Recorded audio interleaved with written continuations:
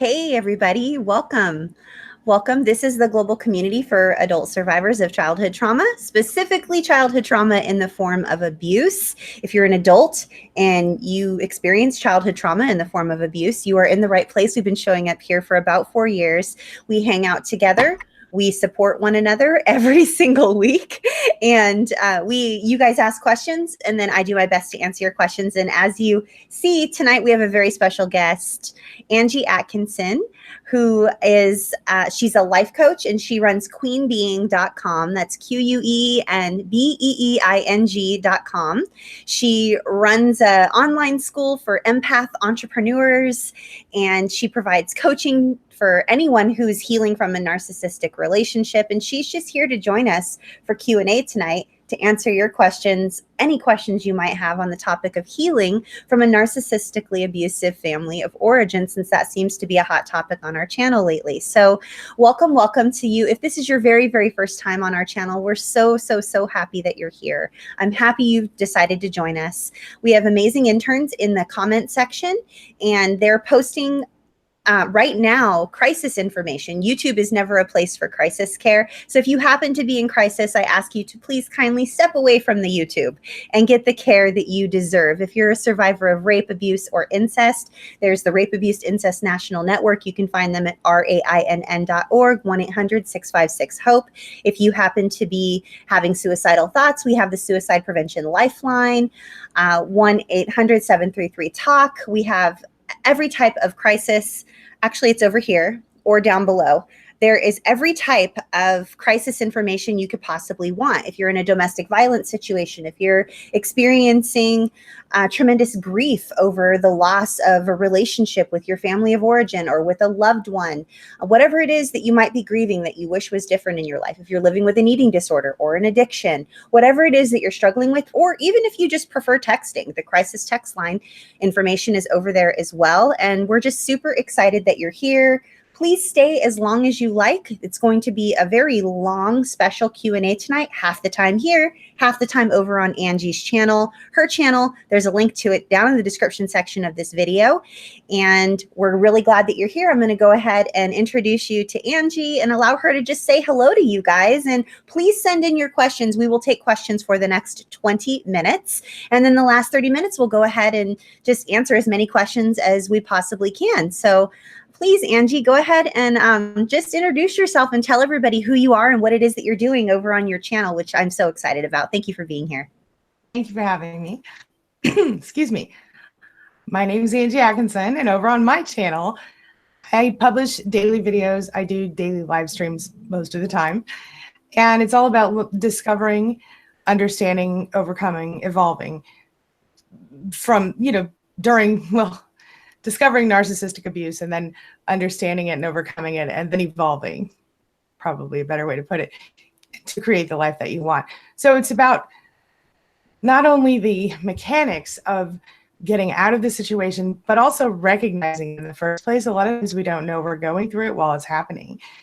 So I try to show people how to see it, how to rise above it, because sometimes when you understand the psychology of people, you can logic your way out of the hole that you get in emotionally. Does that make sense, Athena? Oh yeah, absolutely.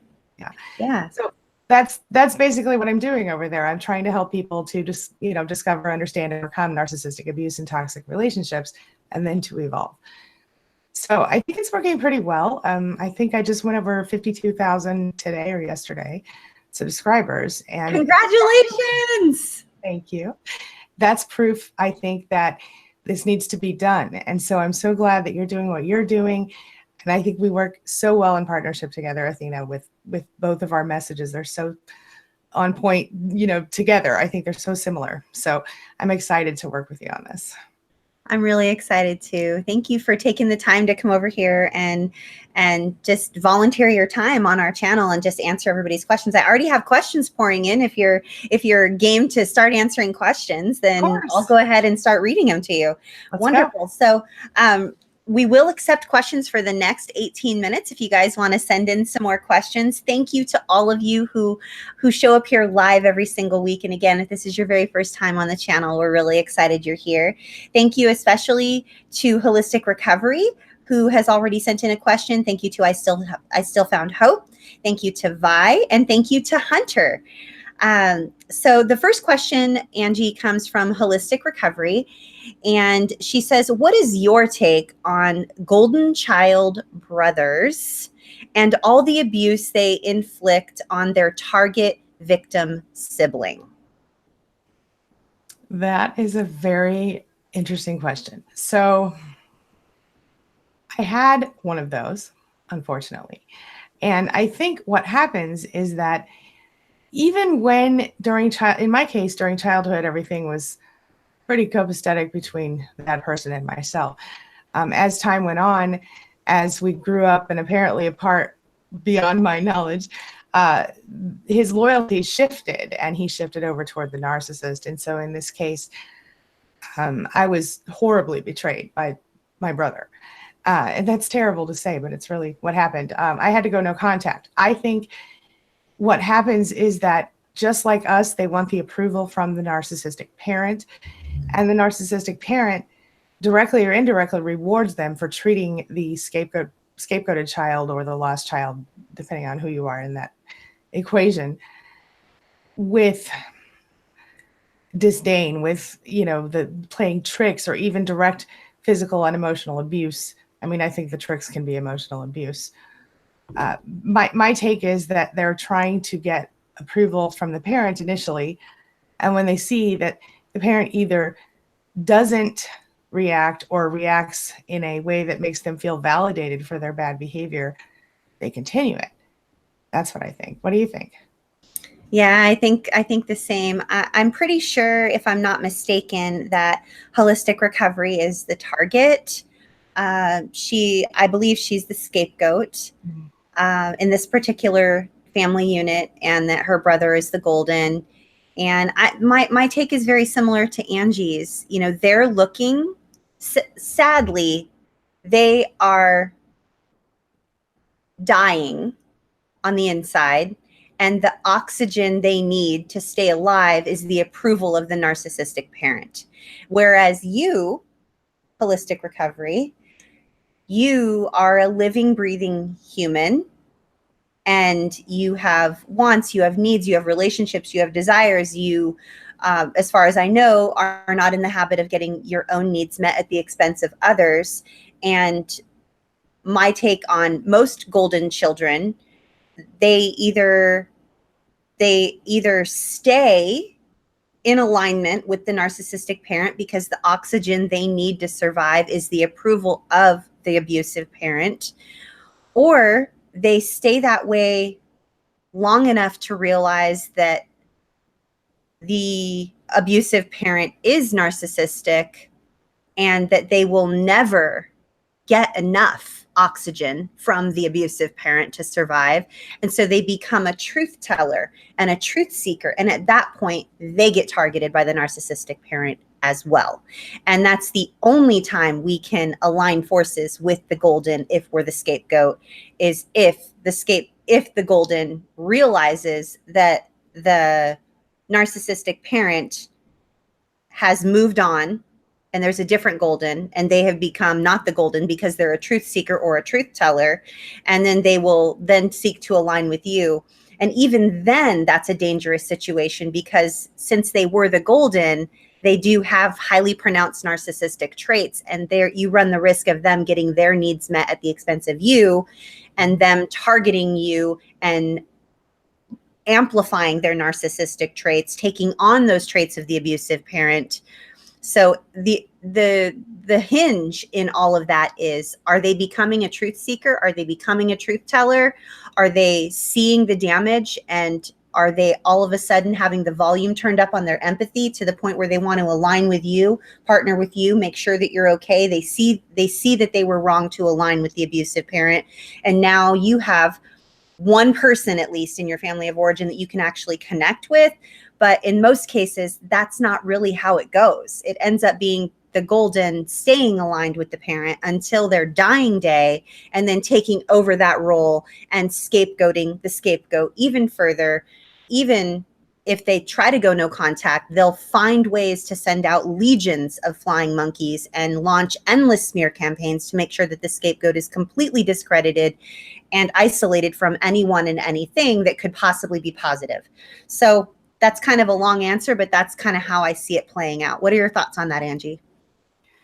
I think that's entirely accurate. And that's what I think in almost every situation we can look when we have a group of siblings that come out of a toxic household. If there's more than one, you not always, but almost always see at least one becoming toxic and one not being toxic. And that the more there are, the more variations of that there will be. But you will see that, I think, quite frequently. And I think that you're exactly right. If they're leaning toward the truth-telling factor, the truth-telling behaviors, they're becoming empathic. There's, it's different than when they lean into the toxic environment and the toxic nature of their parents and the narcissistic tendencies.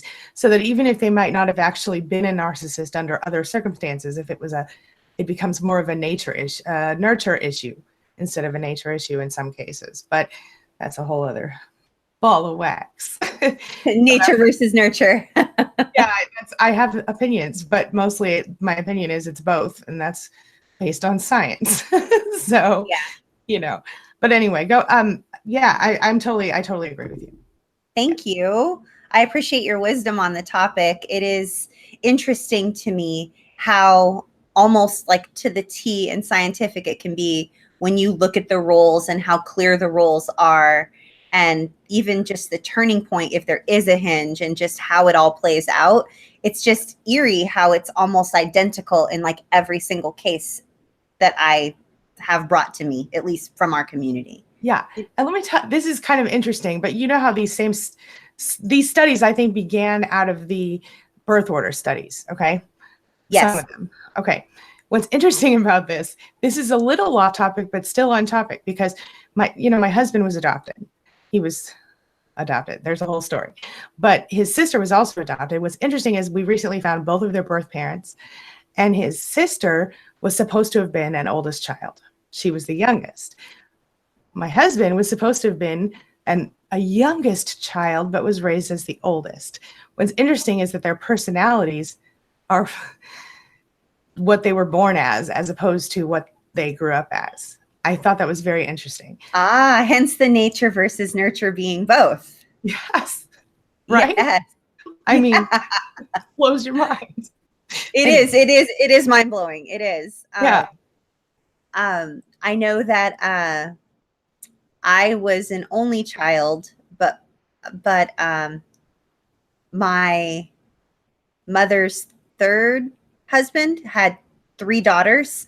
One was out of the house. One was 7 years older than me, and one was 5 years older than me. So I was the youngest, but I was the only, but I was raised as the youngest. And when I did the whole, went to those classes about the birth order, and you filled out the questionnaire and the whole deal, and they had me over in this pile of people over here, and they were all talking about their lives. And I was just like, that, none of that, that's zero, no, none. And I ended up being with the group of people over here that were the ones that were the oldest, and everyone had all the expectations were put on to the oldest, and they had to raise all their brothers and sisters, and they could do nothing right, and they weren't allowed to pursue their dreams. They had to run the family business. They were completely scapegoated, basically, the oldest ones over here in this pile. And then all the onlys were a lot of the onlys were with the youngest ones that were pampered and babied and treated super spoiled and well, and had everything. And so I don't know. It's interesting when you get into the whole birth order situation. It really is. Yeah. I was the oldest, by the way, and I definitely got scapegoated. Did you? And you are an oldest? You are an oldest? I am. Yeah. All the way around. Even an oldest grandchild on all sides. I'm the oldest of the oldest. Oh my gosh. It's interesting how it all works out. So I want to say thank you to Poppy, not only for helping us out tonight And thank you to Matt for helping us out tonight, and Shannon as well. All three of you, thank you so much for moderating. But thank you, Poppy, for your question. Thank you to I Still Found Hope. Thank you to Desi Pink, Angela M, and then again Hunter and Vi. And I'm going to go ahead and I'm going to read I Still Found Hope's question now. There's two questions from I Still Found Hope. I'm going to see if they're connected really quick here. We'll just wing it. How's that? So I Still Found Hope says, should I be worried about my abusive, narcissistic ex, father of my two children, being all nice to me for the first time in 4 years? Can we say Hoover? She says, I am the scapegoat of two sisters, and my whole family has traits of narcissistic behavior. The past years of how they have bullied me overwhelms me when now we are family and we're all getting along. So that's I Still Found Hope. So that's her family background, and she wants to know, should she be worried about her narcissistic ex, the father of her two children, being all nice to her for the first time in 4 years? I mean, I would definitely be concerned. I think that if it were me, and did you want me to answer? Yeah. Okay. Yeah. I think that if it were me, I would be concerned about a couple of things. Number one, what does he want? Is it that he's like trying to take away child support, or he's trying to, you know, there's a what does he want factor here. There's something to be concerned about. If he doesn't want something, then hoovering, of course, he's trying to suck you back into the relationship for some reason. And don't think 4 years is enough time to not get hoovered, my friend, because I've seen it happen 20 years later with some of my clients. It happens. So I would definitely be concerned. I would be on guard. I would not allow this person to get close to me at this point. And I would stay what I call gray rock. I didn't make it up. Skylar, somebody on the internet made it up. But gray rock, which is don't react. Don't react. Don't show emotion. Don't get happy or sad or angry or mad. Stay like this. Watch. That's very interesting. That's it. Don't get overly emotional. Yeah. And so that I say, yes, you have something to be worried about. And that's what I think it is. Either hoovering, or they're trying to do something, or they want something from you. Yeah. I would agree with Angie. I wouldn't say, I almost hesitate to even validate the word worry, right? Because like words are so powerful, and it could create anxiety in you, and it could be unnecessary anxiety. Mm-hmm. So I would almost just say, like, let's sit with it. Let's glance at it. And what feelings do I have coming up in me? Okay, I'm curious about this. Okay, I'm feeling myself getting concerned about this, and there is reason to be curious and perhaps be concerned. I agree with Angie 100%, gray rock all the way. You all know what gray rock is for sure. Become as uninteresting as possible. No high highs, no low lows. If he texts you 2 paragraphs, you text him back in 5 words. If he texts you 10 words, you respond in 2 words. If he calls, you don't need to answer that call. Like, you can call when it's convenient for you. And as often as possible, keep the communication in text anyway, so you have written proof. That prevents gaslighting pretty easily. Yes. That's something that we need to talk more about, because when we have written proof of communications with narcissistically abusive individuals, when they say, I didn't say that, you can be like, yeah, you did. It was at 3:23 p.m. on September 10th, and you said it. It's right here. But that's not how you're going to say it. You're going to just confidently know in yourself, like, yeah, that gaslighting ain't going to work this time. You don't need to fall for that. Like, you're going to have it all in writing. He's going to hopefully there's even apps that, Angie, I've shared your videos on this channel previously of, there's all kinds of different co-parenting type apps when you're in an abusive relationship, and if you're going through a divorce, and the things to keep in mind. But I would definitely glance at that. I Still Found Hope. And the last thing in the world I want you to do, I Still Found Hope, the last thing I want you to do is try to figure it out Why? Because they're not worth figuring out. Even if they are figure outable, it's not worth our time to figure them out. We have precious moments left in these lives of ours. We have one life to live, and we don't want to spend our time trying to figure out what the narcissist is doing, why they're doing it, what do they want, what's their angle. All we need to know 100% is, yep, there's an angle, and nope, I'm not available. Mm-hmm. Like, that's my take. Totally. 100%. I agree. Yeah. Yeah. And as far as your birth order goes, I still found hope.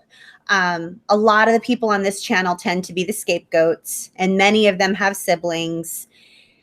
And I'm really, really, really sorry to hear that mostly your whole family has pronounced traits of narcissism, and that they were manipulative and abusive toward you. It's devastating, and it's so painful to endure the family bullying, and it's very overwhelming. And even though, like, we have those moments where we get along with our family, it's interesting how they all forget and quickly just sort of like look the other way, and it doesn't even faze them that they scapegoated you and bullied you for years and maybe decades.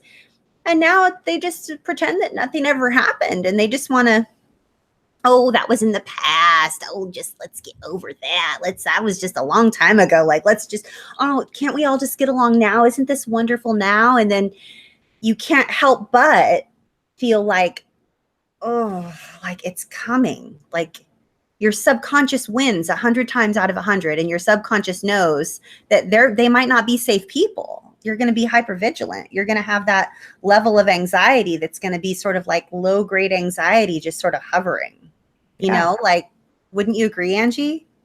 Absolutely. And I think that the thing you have to remember right now is that you don't want to go down the rabbit hole, as it were, of, I think, over focusing on what you went through in the past. I think what's important now is to recognize the knowledge you've gained is powerful. So much more powerful than I can even begin to state to you. I would warn you not to try to explain to your family members that you think they're narcissistic, toxic, or anything like that, because that will just backfire. But knowing what you're dealing with, for me, has been incredibly therapeutic and has taken the power away from people who used to hold power over me. People used to be able to emotionally manipulate me to the point that I would bend over backward and and do really crazy, dumb stuff in order to please them or not upset them. I used to literally base my whole life on keeping everybody happy. And then at some point, I realized I had more control. And I also learned about gaslighting, learned about all of these behaviors, this toxic family structure, inside the family, out, the whole thing. And then I suddenly, if somebody was gaslighting me, I could go, that person's gaslighting me. Are you kidding me? and that changed everything, because knowing it and seeing that this person is textbook in their behavior, girl, it's huge. It's huge. It changes everything.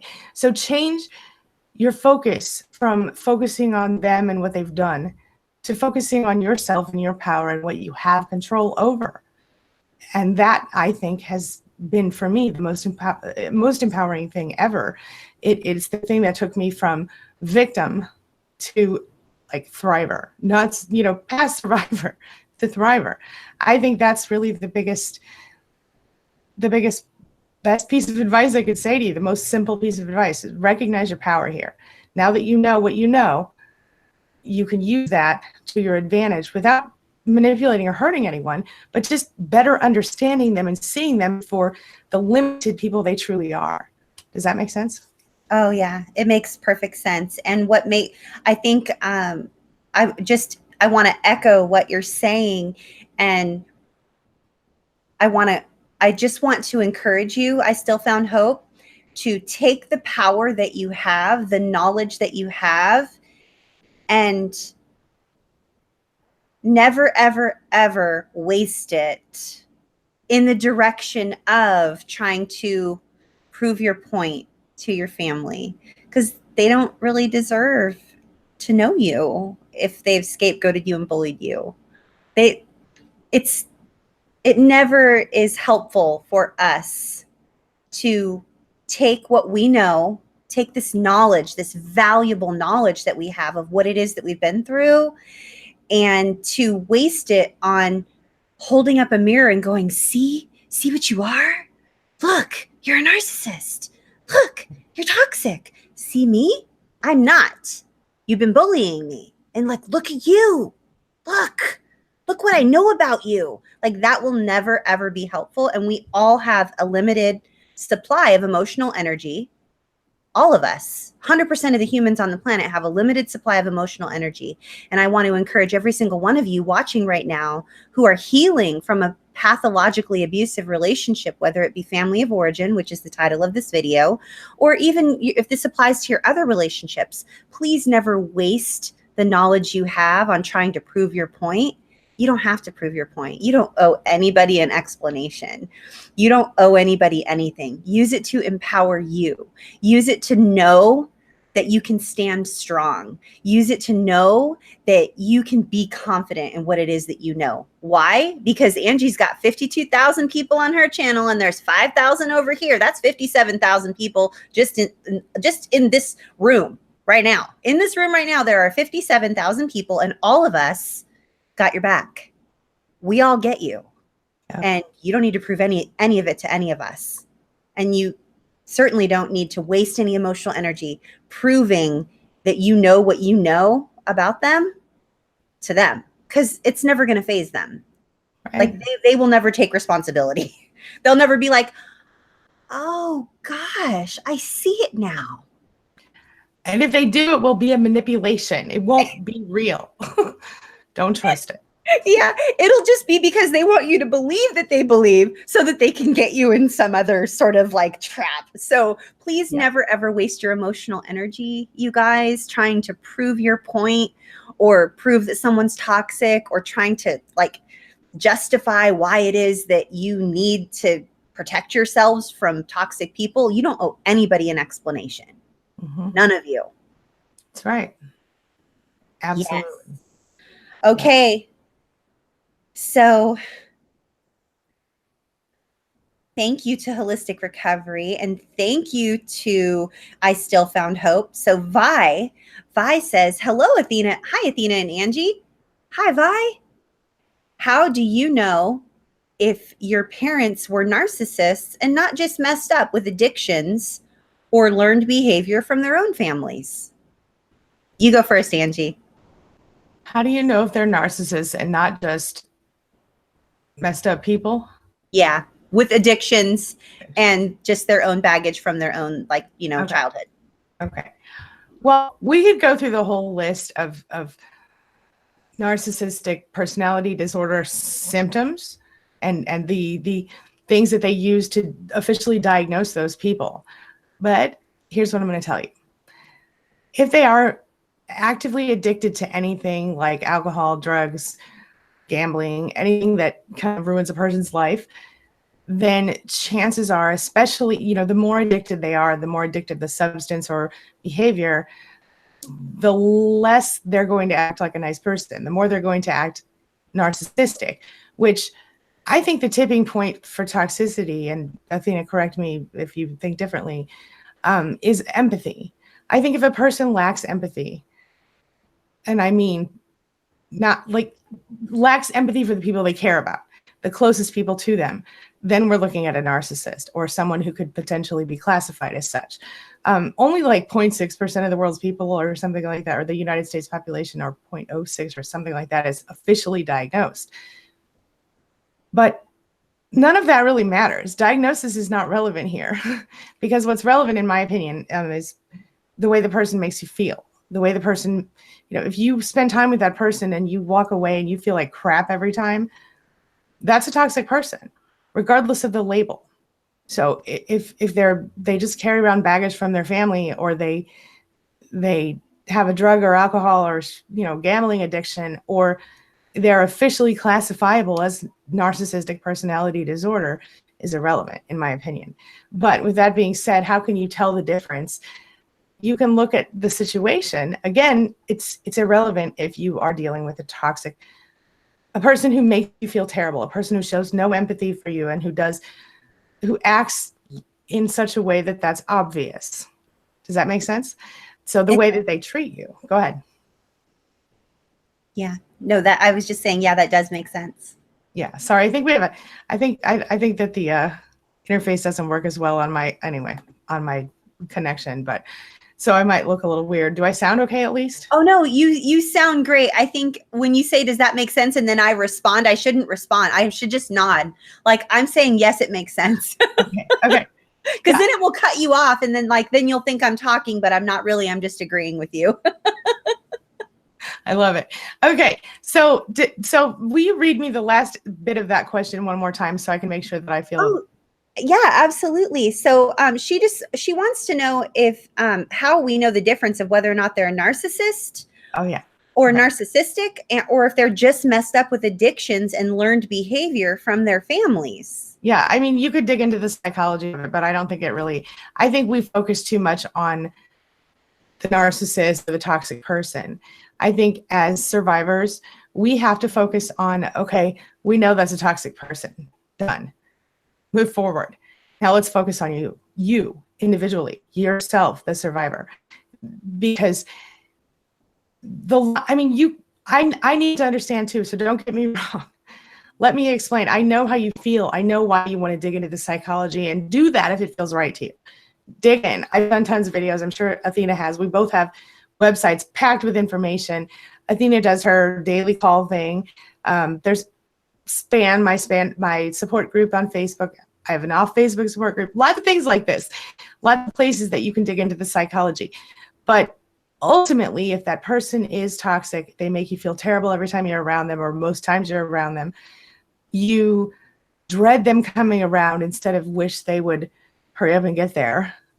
These are little signs. They make you feel stupid. They make you feel inadequate. They make you feel not good enough. They make you feel fat, ugly, whatever. All of these are signs that that's a toxic person. So think about those things. Think about how that person affects you, and then take appropriate action. I agree. Thank you. Yeah. I think I would agree with Vi. I would agree with what Angie said. And then I would just sort of, to add the exclamation point on the end of what Angie said, if they got their needs met at the expense of your own well-being, period. That's exploitative. And if they lacked empathy and they couldn't identify with the fact that you were being hurt, and noticing the pain on your face or in you was not enough for them to say, oh, come here. Oh, I'm so sorry. And, like, let's make this better. It'll be fine. Like, if they lacked the capacity to elicit a human response to the pain that you were obviously in, and their needs were being met at the expense of your well-being, that's all you need to know, in my opinion. That's just across the board for me. Whether it's a parent or a friend, reciprocity is a good word, Vi. Really be honest. This is, having these sober self-assessments and these real,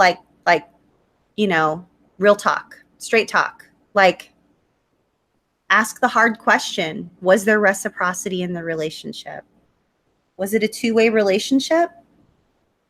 Did I show love and receive love? Did they show love and receive love? Or was it a one-sided relationship? Did you just want to be loved your whole life and never quite felt like you got any love, or that you were good enough to be loved, or you never felt as though you were going to be good enough? Will I ever be enough? And even when you finally get in contact with them, or you wait for them and you wait for that love, you get it. And does it leave you with just like, you wish there was more? Like, really? Like, that's all I get? Like, you just never quite feel filled up? I mean, those are good indicators, I believe. Absolutely. Yes. So the next question, thank you so much, Vi. Thank you to all of you who are participating. The next question is from Hunter. Hunter says, hello, how to figure out who knew or enabled the abuse when your family is denying it. So a little background, Angie, just so you know. Okay. So Hunter's been with us. He's been in our community probably like since the very beginning. So for about 4 years now. And his family doesn't believe him that his abuse happened. His abuse happened from a spouse or partner or someone outside? It was either a family member or a very close friend of the family. And his whole family denies that the abuse ever happened. And if I'm not mistaken, Hunter, please call me out if I'm wrong about this. I believe the family is trying to convince Hunter that it either never happened or that it was just a dream or a nightmare. And when he tries to share with them what happened, they don't believe him. They just don't believe him. And so he wants to know how he can figure out who knew or who enabled the abuse when his family is denying it. You can go first if you want, or I can go first. It's up to you. I'm going to let you take this one first because I think that you're more familiar, and maybe if I listen to your answer, I'll have a better response. Okay. Go ahead. Yeah. So Hunter, knowing what I know, I have a privilege of sort of like, like we're recovery buddies, and is that like I have like projects going on behind like this whole wall, and I think that my thing was, and it was in camera. So forgive the mess, you guys, for real. So Hunter, I have the privilege of sort of like, of knowing your situation, and I think the position that you're in right now, wanting to know who knew, who enabled it. There's a reason why you're on a fact-finding mission. The question you need to ask yourself is if the fact-finding mission, regardless of the outcome, is going to be helpful for your recovery. Your recovery is my priority. Your recovery is pretty much my only priority on this channel. So this can go a couple of different ways. Let's say that no one knew. What if we went on the fact-finding mission of all fact-finding missions, and we ended up finding out at the end of this fact-finding mission that no one knew? They really didn't. They just were completely oblivious. Is that helpful? And does them not knowing anything help you to heal? Because what we want is something that's going to help you heal. And if them not knowing helps you to feel like you can heal, then great. However, I have one problem with that scenario. Even if they didn't know anything about it, why are they so heavily vested in not believing you and getting you the help that you need and just saying, oh my goodness, I can't believe this happened. I had no idea. Like, I'm here for you. I love you. Let's go talk with someone, and let's work on this together, and let's get you the help that you need so that you feel better, because you're the priority to me. And I'm so sorry that I didn't know. That's a human response. That's a desirable response. That's an empathic human response to a family member or a child or whatever that's suffering through trauma and abuse, right? So we can go the whole other opposite end of the spectrum, way over here, and let's just say a few of them knew. One of them knew. All of them knew. And they didn't want to say anything because awkward. I don't know what to say. Like, this is awkward. And then they're like, maybe some of them were like, this happened to me when I was younger and no one did anything. So, and I'm fine. So maybe if I do nothing, that's the right answer. So I just am not going to say anything. I'm going to look the other way. And so, like, if that's the case, Hunter, like, is that helpful for your recovery? Like, we really have to sit with what is helpful. Let's find out what's helpful. Let's find out what is going to be the most helpful thing for your recovery journey. In my opinion, and this is just me, Mama Bear, rawr, like, if you're a parent and your child comes to you, regardless of how old they are, and they tell you that they were abused, your only acceptable response is Believe them. yes. So, go ahead. Yes, believe them. You Yeah. believe them, and you engage. Yeah. And you, like, I am so sorry. What happened? Tell me all about it. I'm here. You don't have to tell me anything if you don't want to tell me anything. I love you. Let's get through this together. We're going to get through this. You're going to heal. And I'm so sorry this happened.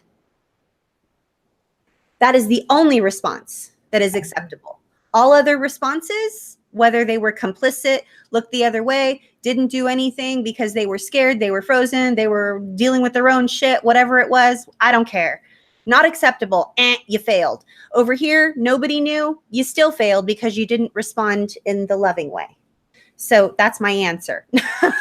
Angie? Well, without having known the situation, my response was going to be the initial part of your response, which was, why are you focused on it?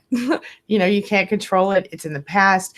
I understand absolutely why you want to know, because I'm like that too. I need to know all the things. It's how I am. It's probably why we're, probably part of what we all went through that is similar.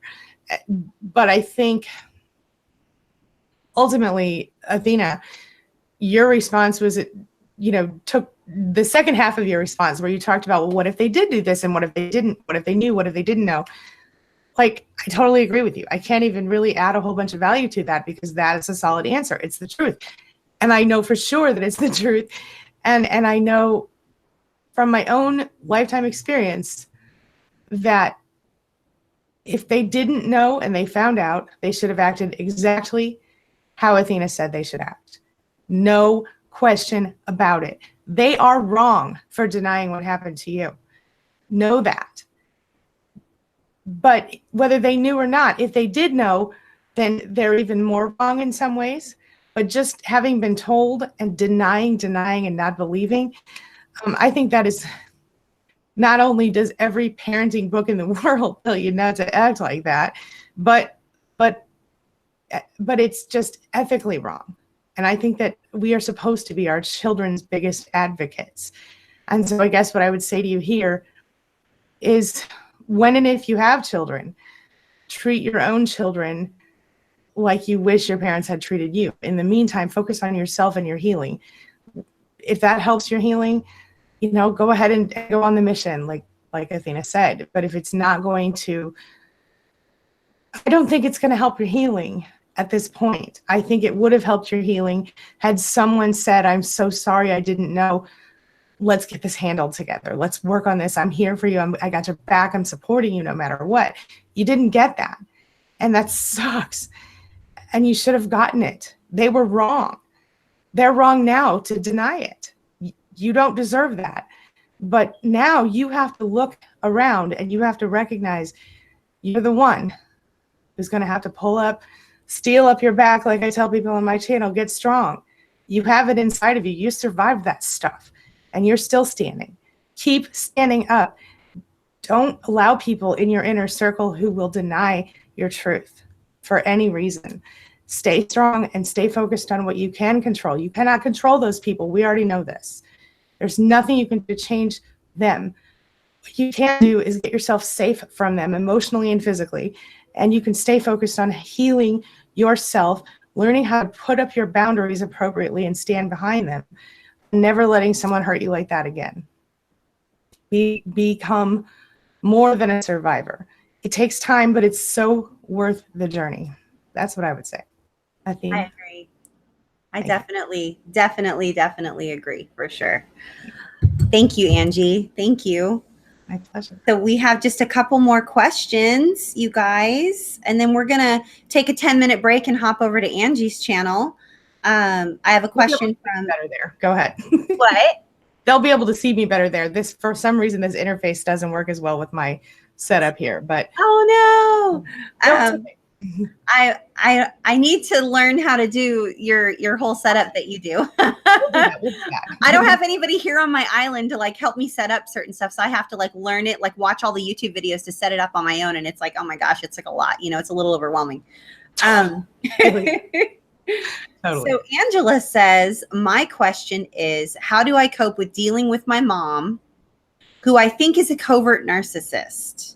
She won't take responsibility. She needs to be the victim always, and she cannot show empathy. Girl, are we sisters? What's going on? Yeah. No, I get you. I feel you. I have a similar situation. Am I jumping in inappropriately here? Or do you want to jump in first? No, you go first. Like for real. Like we're gonna go pretty fast from here on out because these are pretty straightforward. I think it's pretty straightforward. Okay. I would ask you, is there some reason you need to stay in contact with your mother? Are all of your people over 18? I think. I believe everyone is over 18. If anyone is under 18, it would be one person, but I don't think so. I really believe that everyone is an adult. Okay. Assuming you're an adult, unless your mother is supporting you financially, you have no obligation, to stay in contact with her just because she birthed you or raised you or whatever. Okay. If you cannot go no contact because you're not ready to, or there's another issue at hand, then what you have to do is employ the gray rack strategy, as in don't give her your emotions and set your boundaries. And when she has her little hissy fit, which she will, when you set a boundary and stand behind it, then you go like this, watch. I understand that you're upset, Mom, but I'm not going to be available to go pick knitting needles for you this week, or whatever people do, whatever it is that they're trying to get you to do for them. I mean, sometimes, they just want you to go to church every week, or they just want you to do this or that or whatever. I have one person on my channel over there who her mother wants her to pay all her bills, and whatever it is that she's doing to overstep your boundaries, stop allowing her to do that. She may stop talking to you. She may have a narcissistic rage, or probably in her case, narcissistic injury. Poor me, this person, my daughter, I can't remember the name of the person we're talking to, Athena. Angela. Okay. Oh yeah, how can I forget that? You're sisters. All right, we're sisters and we have the same name. What's up? Okay. Angela, the thing is that if you're concerned about, my mine used to do the smear campaign. She'd tell everyone, oh, she's so horrible. Oh, she's probably going to throw me down the stairs when I'm old. Oh, blah, blah, blah. And instead of, constantly battling that, I would just say to the people, you know me. And if you know me, I would not hurt anyone. And then I stop talking about it. I don't give it my attention or my energy. It's the only way, because the more energy you feed this thing, the more it goes. And I'm just going to say one more thing. I know we're running out of time, but I'm so sorry. It's like that show True Blood on HBO. You have the vampires and you have the fairies, right? The vampires, they like the fairies because if they eat the fairies, guess what? They can walk in the sunlight. And the fairies smell really good and everything to the vampires. Well, the fairies like the vampires because they can read everybody's mind except the vampires. So they're drawn to each other very much like fairies, aka empaths, and narcissists, aka vampires, energy vampires. So the reason I'm telling you this is because I want you to see the concept. If you can think about your mother wants to suck your energy from you by talking about you, by having a poor me moment and crying and guilting you and whatever she chooses to do to, she plays the victim is what I heard her say. The less attention you give that thing, the less food it gets. the narcissistic injury situation where she's poor me all the time, the less she sees that working, she'll try something else. Maybe she'll try screaming. Maybe she'll try calling another relative and complaining about you. But she'll stop doing that one thing and just keep prey rocking every behavior. You are an adult. As long as you're paying your own bills, living in your own house, there's literally nothing she can do to you except stop talking to you. My recommendation is to go no contact. But aside from that, that would be the way I would deal with her. Yeah, I would agree 100%. I mean, I think no contact is the way to go. I do too. If you're unable to go no contact, gray rock is the only alternative. And remain sane. Yes. yeah, Yeah. if you want to, yeah, if you want to be sane, if you want to be sane and not want to like rip your hair out or end up committed, then either no contact or gray rock is the only way to go, especially if she's covert. And, you know, I had a similar situation, and there was a smear campaign that was launched against me, multiple smear campaigns that were launched against me. And I sort of outsmarted it. Like, I found a way to outsmart it. And not that that's how I want to spend my emotional energy, but I have very few people in this world that I actually really truly care about the relation, like their opinion of me. And this particular person was part of a smear campaign. The person that I was going, no contact and gray rock with, they were trying to smear me to these particular two people. And I happen to be very close with them, and I don't have very many people in my family that I'm close with. And so I just casually, when I saw them, just let them know how I handled a certain situation in a very positive and loving way. I was like, oh, look at these, look at this. And like, look at this. Isn't this so cool or whatever? And they're like, oh, I had no idea that. Oh, and it was like, I could see the light bulb. Like, they're like, oh, we thought that you were like, we were told that you were like this evil person and that you did this, and this. Oh, but that's not like how it, like, what else isn't true? Like, I could just see the wheels turning is what I'm trying to say. So like, it's just, that's what they're going to do. If they're going to play the victim, they're always going to play the victim. Like, their one-page playbook, you have a copy of the one-page playbook and you have the answer. The answer is either no contact or gray rock. And that's like pretty much your two choices if you're going to remain sane and not waste your emotional energy that you only have a certain amount of every single day. So be wise with your emotional energy, Angela. I know you will be. And it's wonderful to see you here and sharing your story with all of us. Desi Pink says, I have a simple question tonight. What would you each say, Athena and Angie, is the most important thing to remember to heal / deprogram from decades of parental narcissistic abuse? So, and Angie, you go first. What's the one most important thing to remember? Boom. Perception. You have control of it. You have control of what you see, how you perceive the world, and to only focus on what you can control and never what you can't control. And what you can control, my friend, is yourself and your own perception, your own behavior, your own action from now on. That's it. I agree. My answer is slightly different, even though I would love for that to be my answer. But my answer to you, Desi Pink, is remember your identity is not what they say your identity is. Great point. Yes.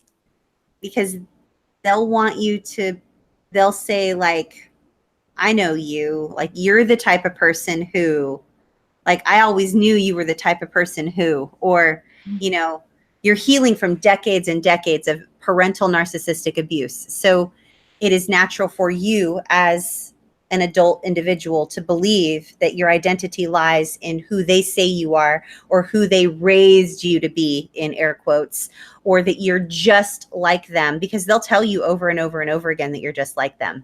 And if you look like them, it's 10 times worse because you avoid mirrors and certain body parts remind you of them. You can't stand your body. And then there's no self-love going into those body parts. Then you're just like feeling all this self-loathing that floats from those body parts that you hate about yourself all over to your whole body. And then it's just attacking your psyche. So please, please, please, my one piece of advice is just to remember that your identity is not who they say you are.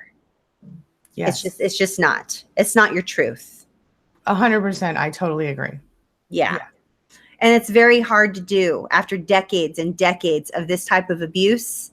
The psychological warfare that we go through when our brains are at their most neuroplastic state from ages 0 to 4, and even, ages 4 to 8, from 0 to 8, our brains are at their most neuroplastic state. There are no boundaries. There's no gate to keep the bad out and keep the good in.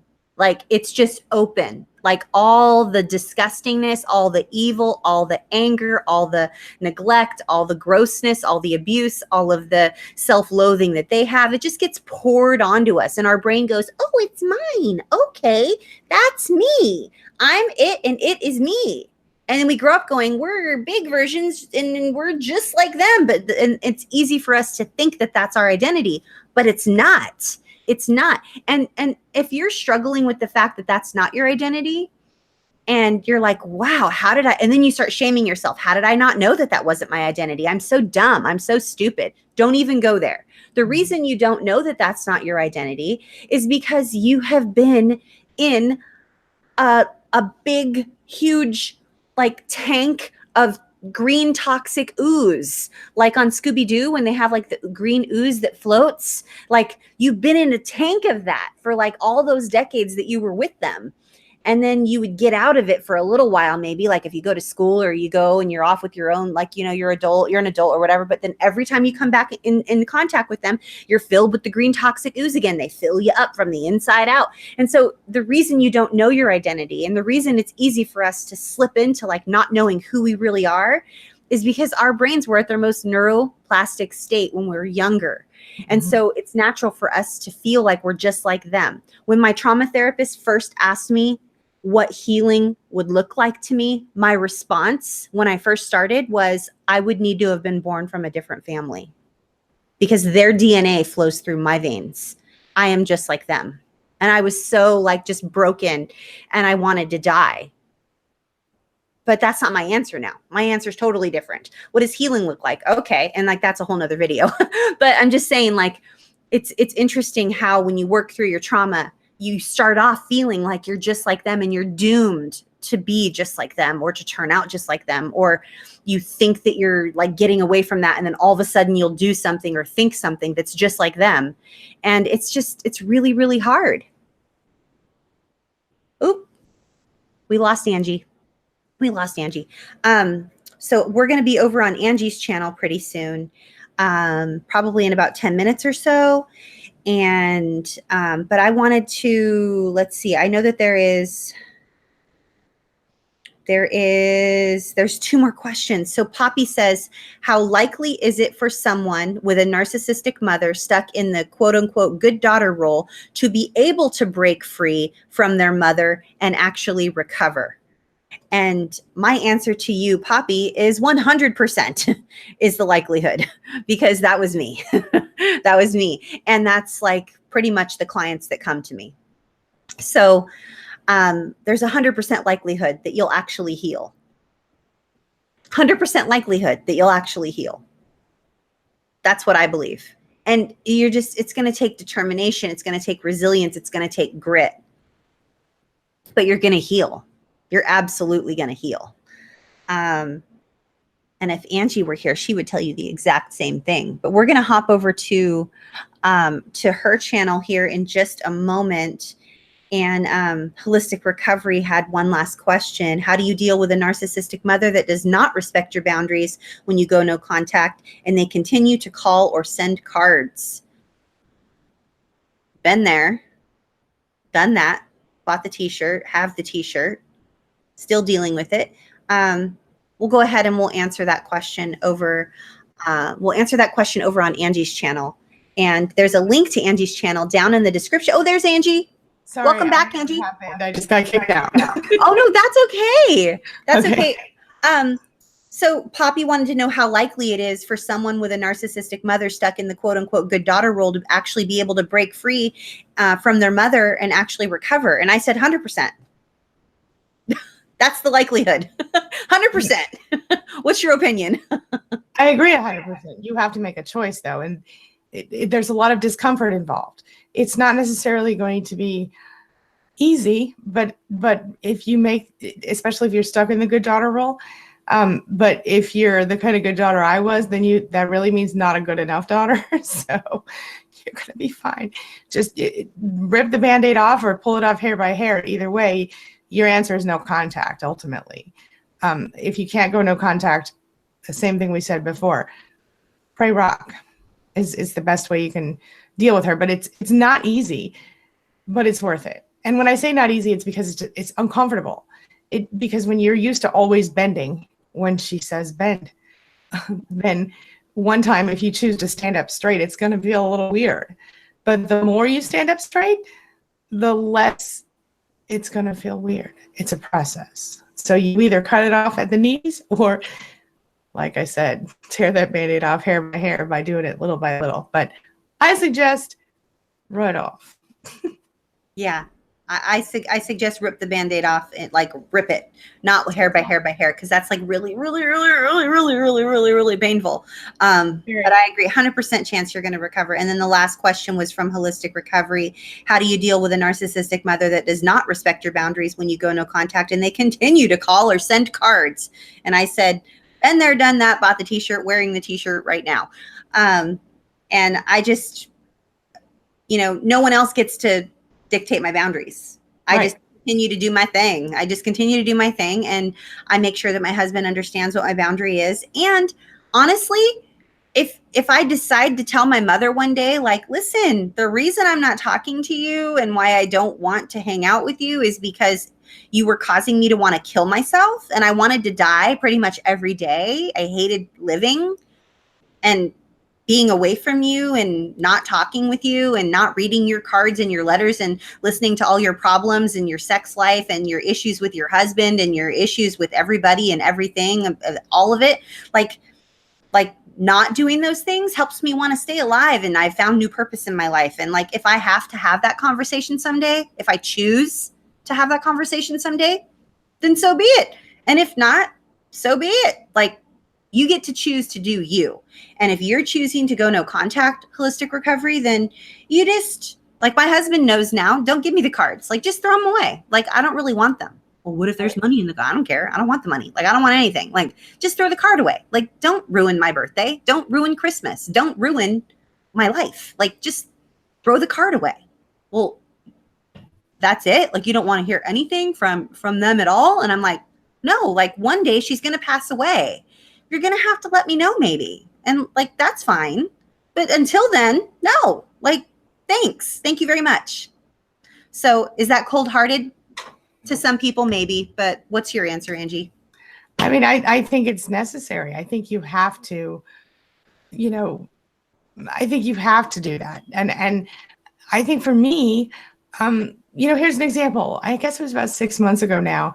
I got a knock on my front door on a Saturday morning. We're all sitting around in our pajamas, my husband, my kids, and myself, and, looking all bummy because it's Saturday morning.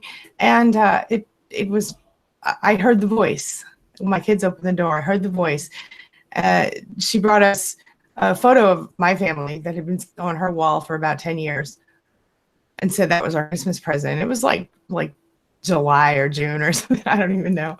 It was a while ago. Maybe it was May. It was way past Christmas. And not close enough to next year, Christmas or this year Christmas. So my point is that my husband got really upset. It really bothered him that she did this. And he was like, I want to text her. I said, don't text her. There's no point. I'll tell you exactly what she's going to say.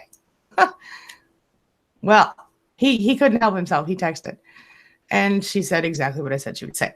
So he went on with this for, I don't know, a couple of hours or something. And then he's like, you're totally right about her. And I said, I know.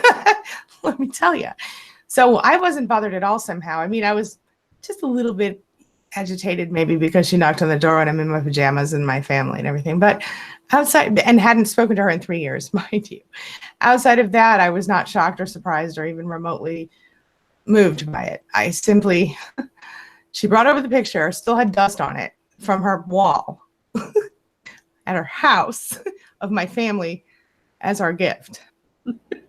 I'm sorry. I'm not trying to laugh. I don't mean to it's laugh. Funny, girl. It's funny. I'm only laughing because it's something my family would do.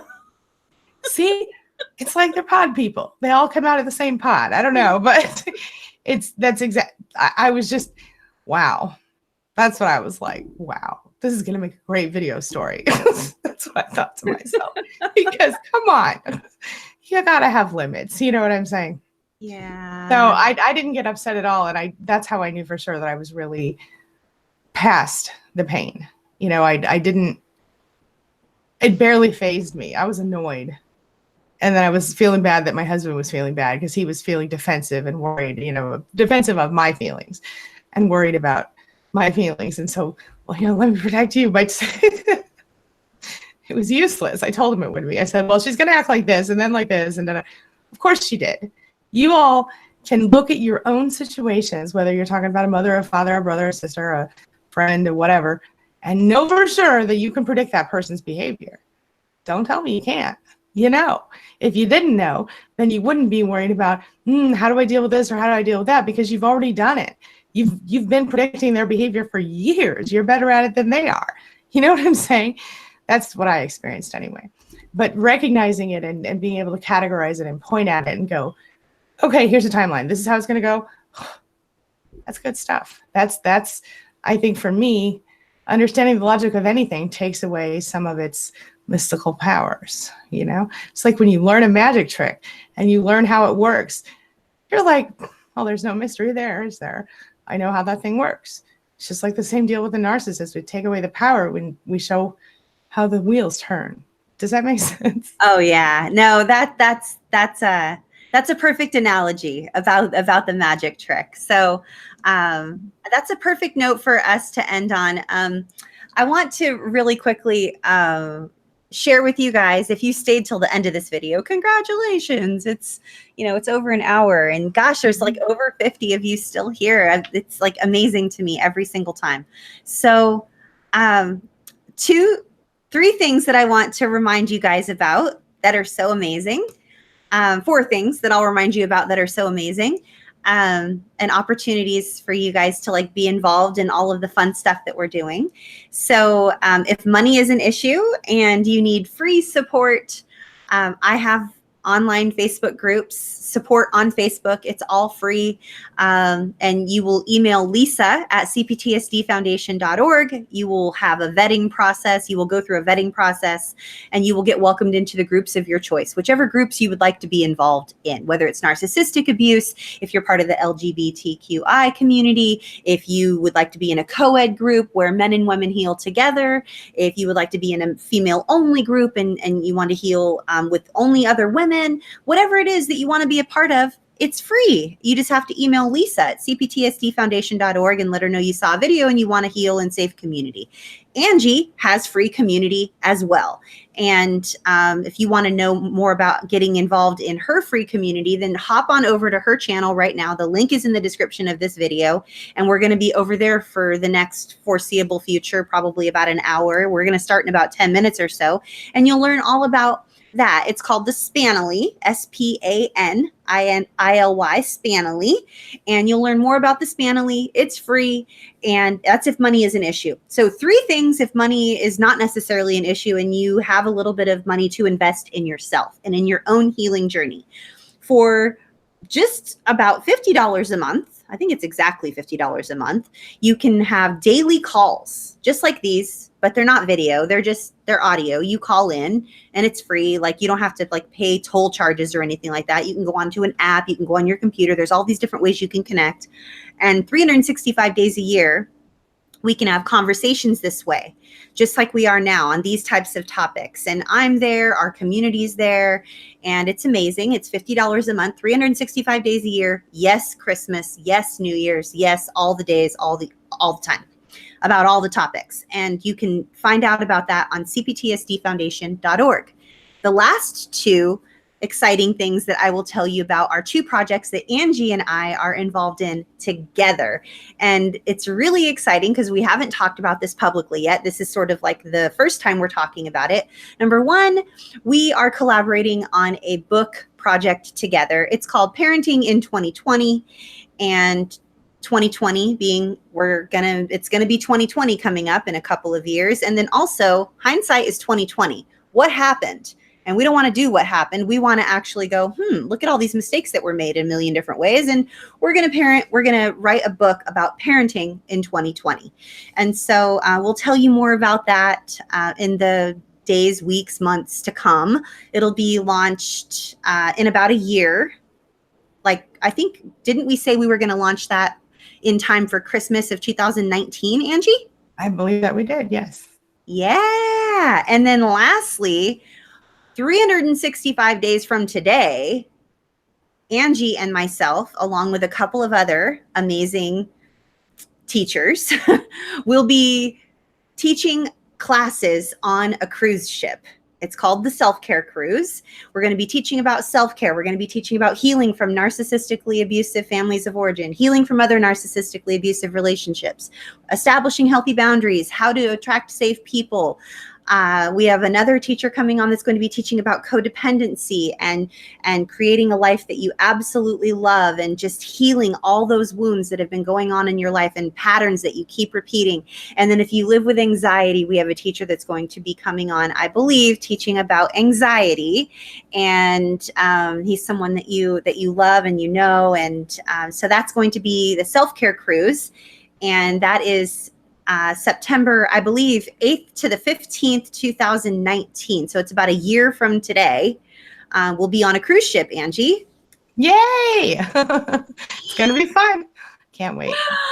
I'm so excited. So yeah, we will let you guys know more about parenting in 2020. And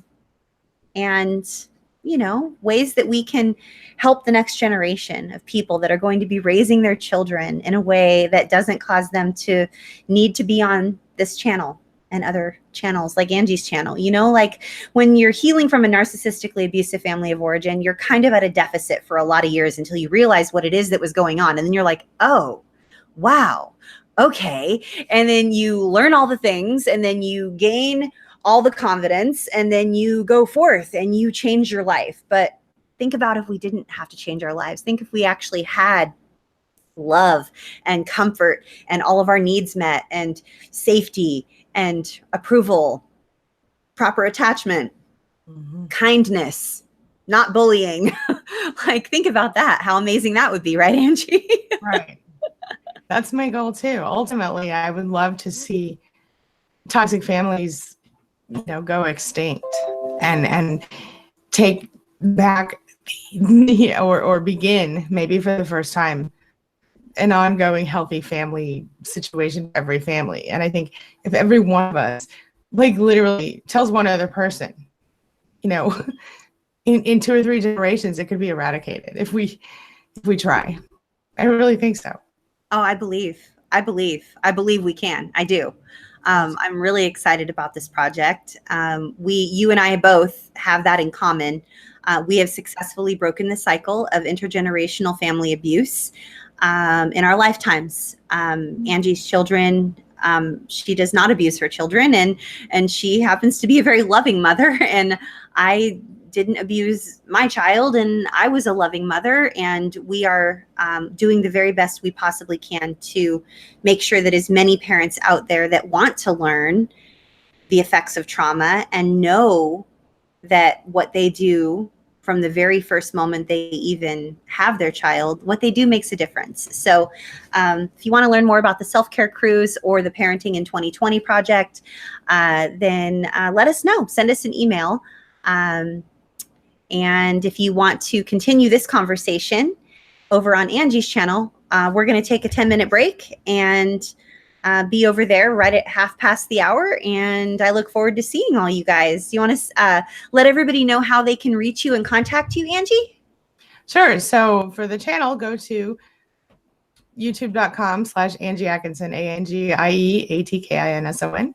Go to queenbeing.com for pretty much everything. If you go to queenbeing.com/span, it will show you how to join the span group. Just if you go to the front page and hit the start here button, it'll kind of run you through some of the free stuff that's available for you there. Go check it out. We'll see you in 10 minutes. Thanks, Angie. Thanks, everybody. You guys are so amazing. thank you for sticking around to the very end of this video. We really appreciate you. And a special thank you to Mark and his team who are doing all of our closed captions for Angie's channel and for this channel. Thank you. And yeah, we're so grateful for you and just for what a difference you're making. So we'll see you guys in 10 minutes over on Angie's channel. There's a link in the description section of this video. Bye, everybody. Bye.